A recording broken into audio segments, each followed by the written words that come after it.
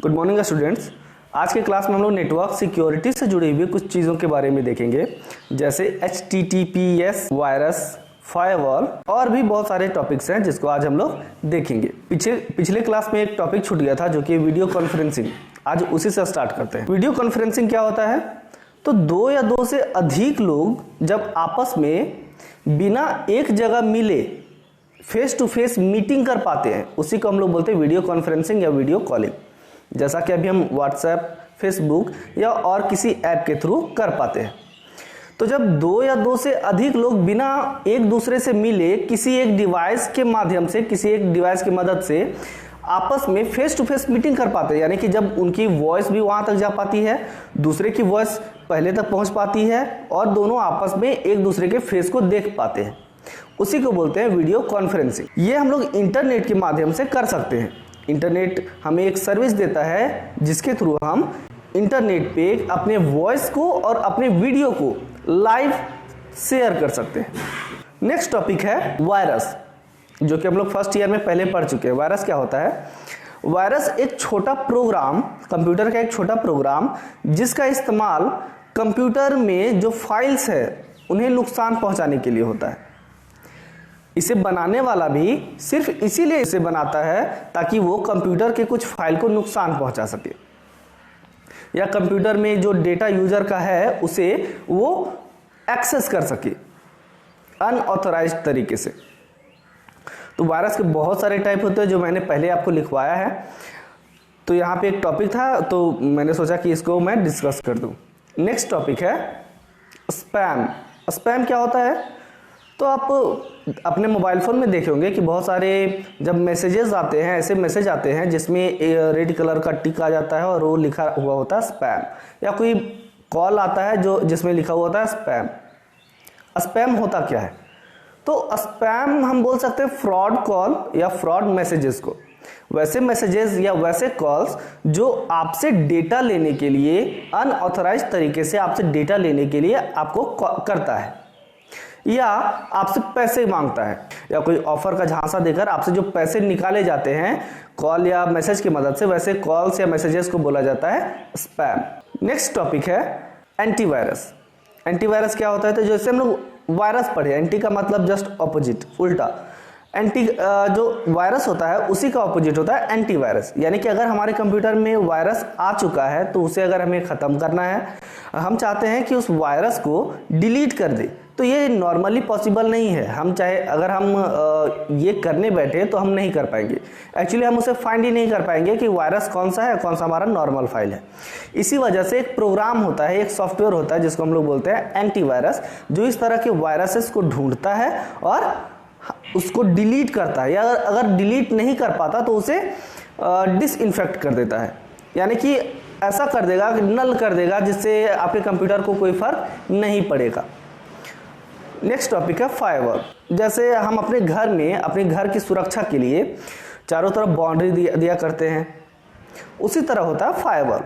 Firewall hardware भी हो सकता है और सॉफ्टवेयर भी हो सकता है। ये अलग अलग तरीके से काम करता है, यानी कि अनऑथराइज्ड तरीके से जो यूज़र या कोई और भी कंप्यूटर हो सकता है या कोई रोबोट हो सकता है, वो अगर आपके कंप्यूटर को एक्सेस करना चाहे तो ये फायरवॉल उसे रोकता है और उस मैसेज को आप तक पहुंचाता है ताकि आप समय रहते उसे ठीक कर सके। ये था फायरवॉल। फायरवॉल आपकी नेटवर्क सिक्योरिटी को बढ़ाने में, ज़्यादा अच्छा रखने में, आपके डेटा को सिक्योर रखने में मदद करता है। नेक्स्ट टॉपिक है HTTPS। HTTP के बारे में हम पहले पढ़ चुके हैं, लेकिन यहाँ पे HTTPS की बात हो रही है, यानी कि हाइपर टेक्स्ट ट्रांसफर प्रोटोकॉल, और S का मतलब सिक्योर। यानी कि जब हाइपर टेक्स्ट ट्रांसफर होता है सर्वर टू क्लाइंट कंप्यूटर, यानी सर्वर टू नोड, तो जो ट्रांसमिशन होता है सर्वर टू नोड, उस ट्रांसमिशन को सिक्योर बनाने के लिए ये HTTPS आया। यानी कि HTTP में ही एक नया SSL सर्टिफिकेट जोड़ दिया गया, उसी को हम लोग S के नाम से, यानी कि उसमें सिक्योर के नाम से जोड़ देते हैं, इसीलिए पूरा हो जाता है HTTPS। HTTPS क्यों जरूरत पड़ा इसकी? HTTP जब था ही पहले से, तो HTTPS की जरूरत क्यों पड़ी?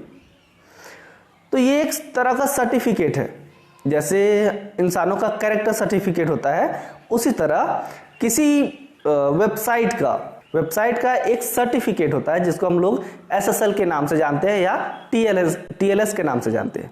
TLS का मतलब ट्रांसपोर्ट लेयर सिक्योरिटी और SSL का मतलब सिक्योर सॉकेट लेयर। तो ये जो TLS और SSL हैं, ये दोनों एक तरह के सर्टिफिकेट्स हैं जो किसी वेबसाइट को दिया जाता है या उसे खरीदना होता है ताकि उनका data securely server to node transfer हो सके। ये जो TLS और SSL होता है, ये एक्चुअली इन्हें खरीदना क्यों पड़ता है? सभी के दिमाग में एक सवाल होगा कि आखिर उसे खरीदेंगे क्यों, उसकी ज़रूरत क्यों है? तो ये सर्टिफिकेट क्या करता है कि जो डेटा सर्वर से क्लाइंट के कंप्यूटर में आ रही होती है उसको सिक्योर करता है, इनक्रिप्ट करता है, और वो इनक्रिप्शन मदद करता है बीच में किसी इमीडिएटर को उस डेटा को एक्सेस करने से।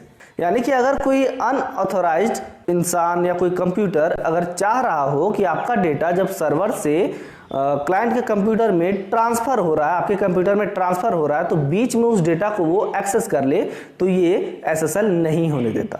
इसी चीज को वो सिक्योर बनाने में मदद करता है। तो ये था HTTPS। नेक्स्ट टॉपिक है कुकीज। कुकीज क्या होता है? तो हर एक सर्वर का जब हम फाइल अपने कंप्यूटर में ओपन करते हैं या किसी सर्वर का फाइल जब कोई क्लाइंट कंप्यूटर अपने कंप्यूटर में ओपन करता है, उस वक्त उस सर्वर एक छोटा सा फाइल उस क्लाइंट के कंप्यूटर में डाल देता है, एक टेक्स्ट फाइल जो कोई रिकॉर्ड रखे हुए रहता है, और उसी छोटे से टेक्स्ट फाइल को हम लोग बोलते हैं कुकीज, जो आपके कंप्यूटर के हार्ड ड्राइव में सेव होती है। कुकीज आपके बारे में इंफॉर्मेशन को अपने पास यानी कि ब्राउजर में या कंप्यूटर में रखने में मदद करता है ताकि आपके इंटरेस्ट के अनुसार डेटा को दिखाया जा सके। एग्जाम्पल के लिए, अगर आप Amazon पे कोई प्रोडक्ट सर्च करते हैं, जैसे मोबाइल फ़ोन, आपने मोबाइल फ़ोन सर्च किया और उसे नहीं खरीदा, नेक्स्ट टाइम अगर आप फेसबुक पे भी जाएंगे तो आपको वही मोबाइल फ़ोन का ऐड वहाँ पे नजर आएगा। अगर आप यूट्यूब पे भी जाएंगे तो उसी मोबाइल फ़ोन का ऐड वहाँ पे नजर आएगा। ऐसा होता क्यों है? कभी आपने सोचा है? इसका मतलब ये है कि वो सारे वेबसाइट्स कहीं ना कहीं से हमारी डेटा को एक्सेस कर पा रहे हैं, तभी तो वो जान रहे हैं कि हम क्या सर्च कर रहे हैं, क्या नहीं कर रहे हैं।